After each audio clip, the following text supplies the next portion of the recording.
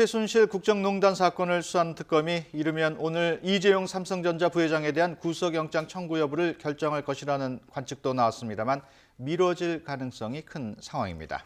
이런 가운데 특검은 김경숙 전 이대 신산업융합대학장에 대한 구속영장을 청구하면서 최순실 씨의 딸 정유라 씨와 관련된 수사에도 속도를 내고 있습니다. 취재기자 연결합니다. 김승환 기자. 네, 특검 사무실에 나와 있습니다. 네, 지난주 금요일 조사받았던 이재용 부회장에 대한 영장 청구 여부가 큰 관심입니다. 언제쯤 결론이 날까요? 네, 애초 어제쯤 결론이 날 것으로 전망이 됐지만 다시 오늘 이후에 결정하겠다는 입장을 낸 만큼 고심을 거듭하는 것으로 보입니다. 조금 뒤인 오후 2시 반에 특검의 정례 브리핑이 열릴 예정인데 영장 청구 여부에 대한 결정이 나올지 관심입니다. 이런 가운데 이미 영장 청구로 가닥을 잡고 법원에서 이 부회장 측과 치열한 법리 다툼에 앞서서 촘촘하게 법리를 구성하는 데 시간이 걸리는 것이 아니냐는 분석도 나오고 있는데요. 이렇다 보니 특검 안팎에서는 이 부회장에 대한 영장 청구 여부의 발표 시점이 내일로 미뤄질 가능성이 큰 것으로 전해졌습니다. 이 부회장은 뇌물 공여와 국회 청문회에서의 위증 혐의를 받고 있습니다. 특검은 이 부회장이 자신의 경영권 승계와 관련해 삼성물산과 제일모직의 합병 찬성에 대한 대가로 최순실 씨 측에 거액을 지원하는 데 관여한 것으로 의심하고 있습니다.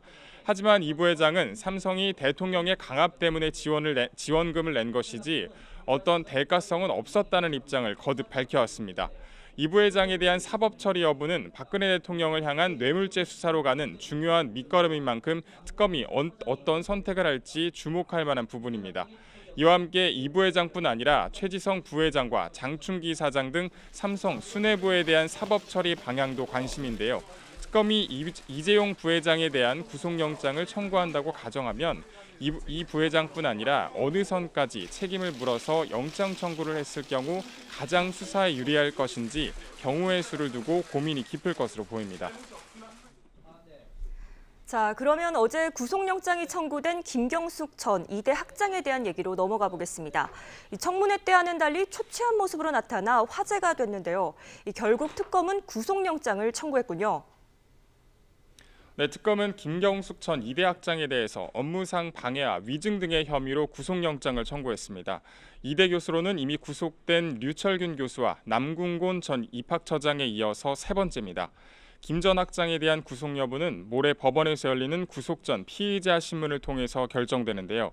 특검은 김 전 학장의 건강 상태 등을 고려해서 밤샘 조사를 하지 않고 지난 목요일과 금요일 이틀 연속 조사를 하기도 했죠. 하지만 김 전 학장이 이대가 최순실 씨의 딸 정유라 씨에게 각종 특혜를 준 과정을 주도한 것으로 판단해 영장을 청구한 것으로 보입니다. 이에 따라 최경희 전 이화여대 총장에 대한 소환도 조만간 이뤄질 것으로 보입니다. 이른바 문화계 블랙리스트와 관련해 박준우 전 정무수석이 어젯밤 조사를 받았는데 조만간 김기춘 전 비서실장과 조윤선 장관도 특검에 나오겠지요? 네, 특검은 박준우 전 정무수석을 상대로 블랙리스트 작성과 관리 그리고 그 윗선이 누구인지 등에 대해서 추궁했습니다.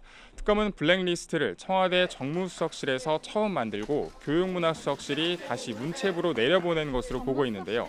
이와 관련해 김종덕 전 문체부 장관, 정관주 전 문체부 1차관 그리고 신동철 전 비서관까지 모두 3명을 구속하면서 수사에 속도를 내고 있습니다. 이에 따라 이번 주 박 전 수석의 후임으로 정무수석을 맡았던 조윤선 문체부 장관과 블랙리스트 작성의 윗선으로 지목되는 김기춘 전 비서실장을 불러서 관련 의혹 전반에 대해서 추궁할 것으로 보입니다.